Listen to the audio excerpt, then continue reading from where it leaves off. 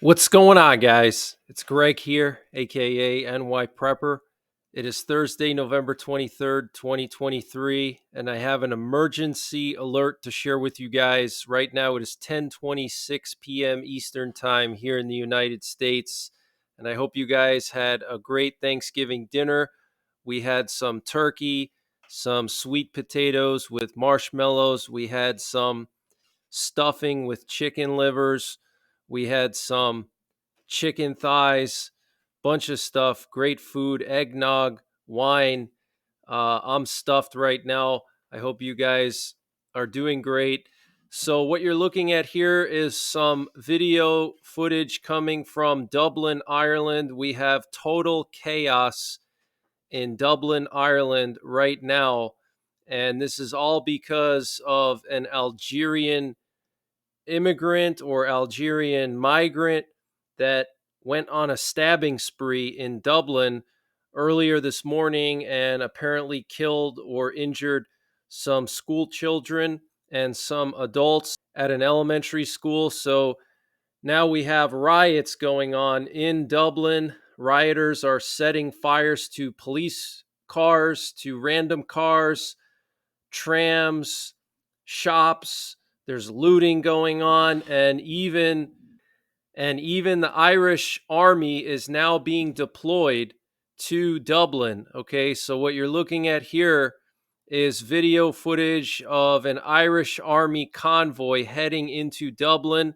You can see some armored personnel carriers. These look sort of similar to US strikers. Okay, this is absolutely insane. And here we have some tweets that were posted by Conor McGregor, the famous mixed martial artist. And he said, Ireland, we are at war. Do not let any Irish property be took over unannounced. Evaporate said property. It's a war.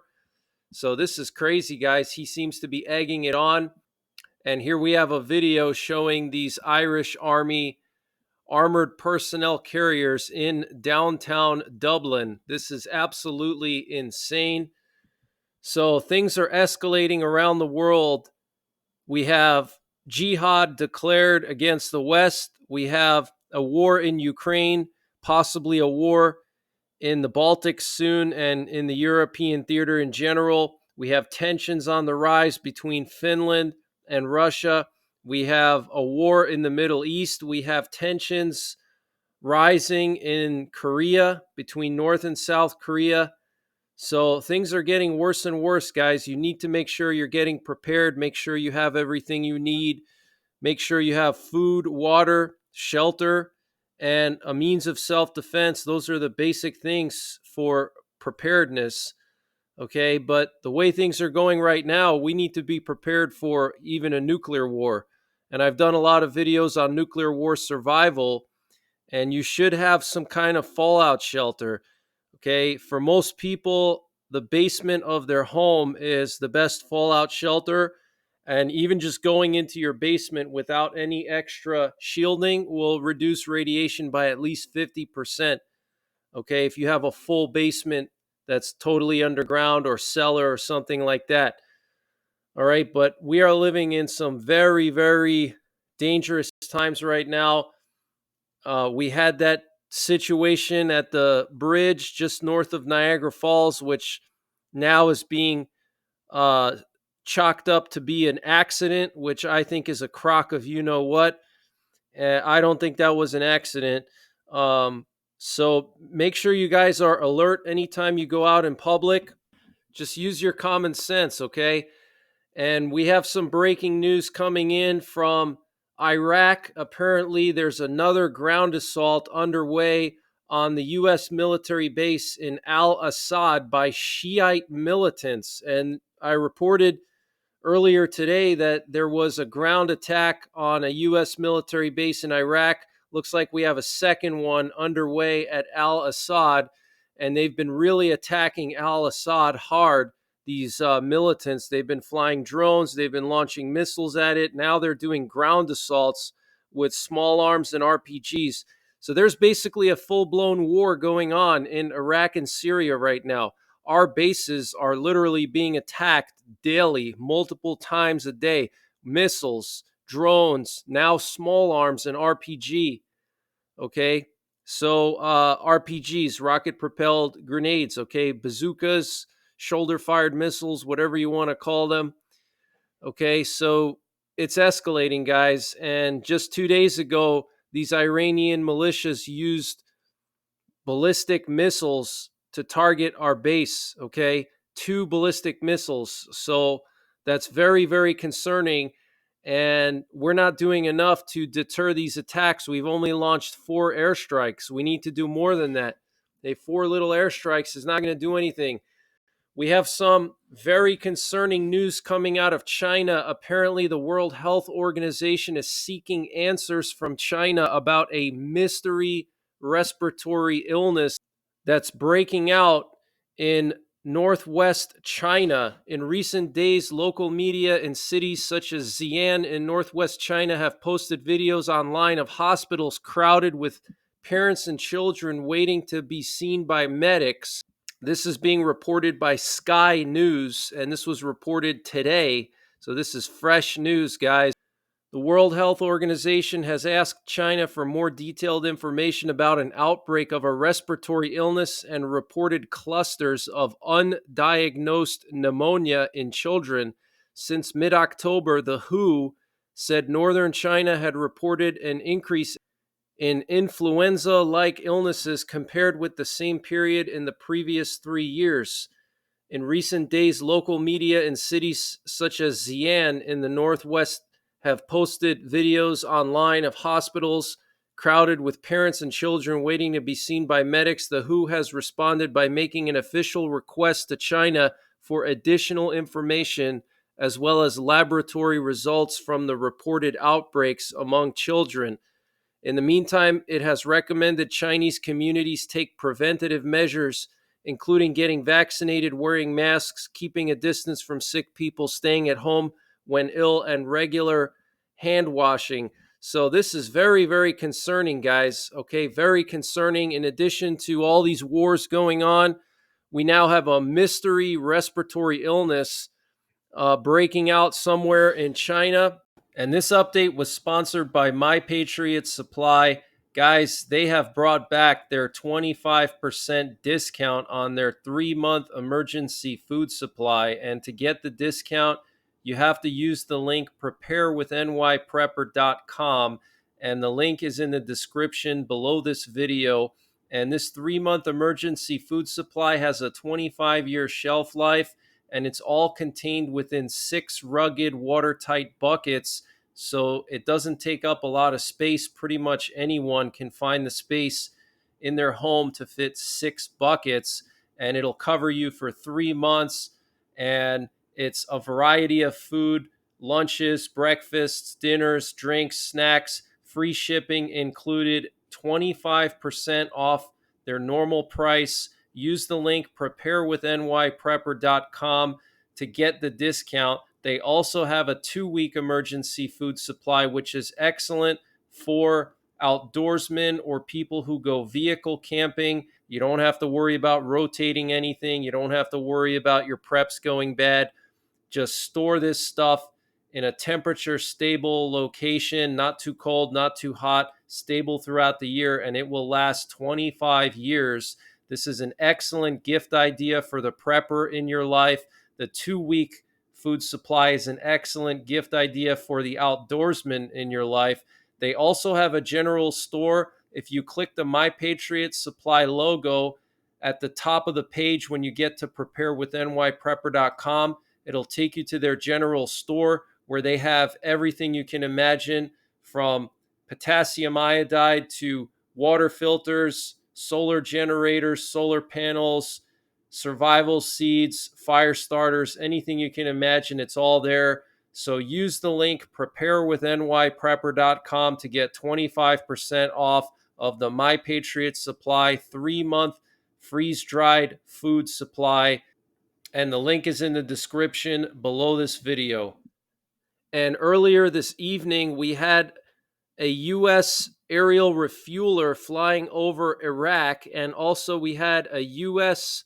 C-130J 30 Super Hercules over Iraq as well. And what's interesting is the call sign of this C-130. Its call sign was just X. And these planes, as far as I know, are used by special operations in the U.S. military. They use these for, inserting special operations forces.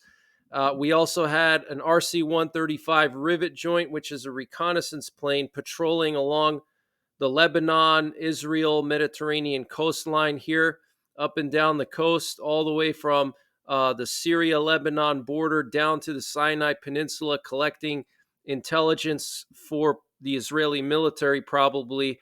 And we also had this aerial refueler flying over central Iraq, which tells me that they're planning more airstrikes on these militants that are attacking our bases. Okay, these aerial refuelers are used to refuel fighter jets because fighter jets have small fuel tanks, especially when they're loaded down with missiles and bombs. They don't have a lot of space for the spare fuel tanks. So they need these aerial refuelers to be able to refuel midair so they can carry out their missions. So I expect probably some kind of retaliation strike very soon by the U.S. military. And we also had a P-8 Poseidon sub-hunter plane airborne off the coast of Lebanon, which is very interesting. And Iran has officially tested a hypersonic missile, and this is what it looks like. It's called the Fatah hypersonic missile. This is very, very concerning. So in addition to potentially having nuclear weapons, they now may have hypersonic weapons, and they also already have ballistic missiles. Okay, so the U.S. is going to have to do something to stop them from getting nuclear weapons and being able to put nuclear warheads on these hypersonic missiles, okay, and on their existing ballistic missiles. And the clock is ticking. Time is running out. And the U.S. and Israel and NATO, they know that. They know that they don't have much time. They don't have 5 years. Okay, they have to denuclearize Iran as soon as possible because they could get nuclear weapons any month now, okay? So I personally believe that the U.S., Israel, and NATO are going to conduct a massive preemptive strike on Iran, the likes of which we haven't seen probably since World War II. It's going to be bigger than shock and awe in Iraq. We're going to be seeing hundreds and hundreds of missiles launched at Iran from various platforms, from the air, from the sea, from land, and potentially we could see nuclear weapons being used to destroy a lot of these bunkers in Iran. The mountains in Iran are very rugged. There's a lot of places to put bunkers under these mountains, and regular conventional warheads are not going to do the job. They may have to use low yield, earth penetrating nuclear weapons, okay? Turkey has informed NATO that the ratification of the agreement on the expansion of NATO to include Sweden will not be completed in time for Sweden to officially join NATO during the meeting of the heads of diplomacy of NATO next week. And the Prime Minister of Norway said that if necessary, Norway may close the only border point they have with Russia. This is coming after Finland closed 4 of their most busy border crossings with Russia, and they're putting up barriers in the northern part of Finland in the town of Sala because Russia has been sending migrants into Finland, or they've been trying to. Russia has reportedly put their RS-24 Yars on combat alert in the Kaluga region. The RS-24 Yars are the big missile trucks. They have an ICBM on them, and they can be dispersed into the countryside, which makes them very dangerous because it's hard to detect where they're located at once they disperse into the countryside, into the forests. There's no way we can detect where they're located at, even with special satellites that can detect heat. It's just such a massive area for them to try to find where these trucks are, and each one of these trucks can carry the Yars missile. which is a multi-warhead ICBM. And right now we have a meeting of the CSTO going on in Minsk.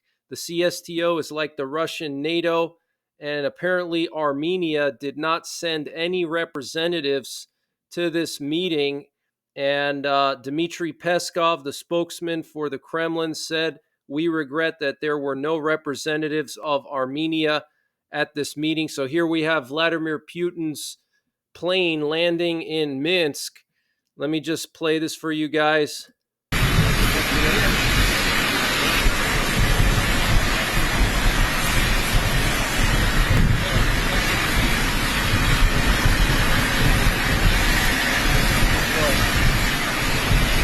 You can see some pretty harsh conditions here, a lot of wind and snow and cold. You can see he's kind of turning his face because the wind is blasting him as he's heading down these stairs.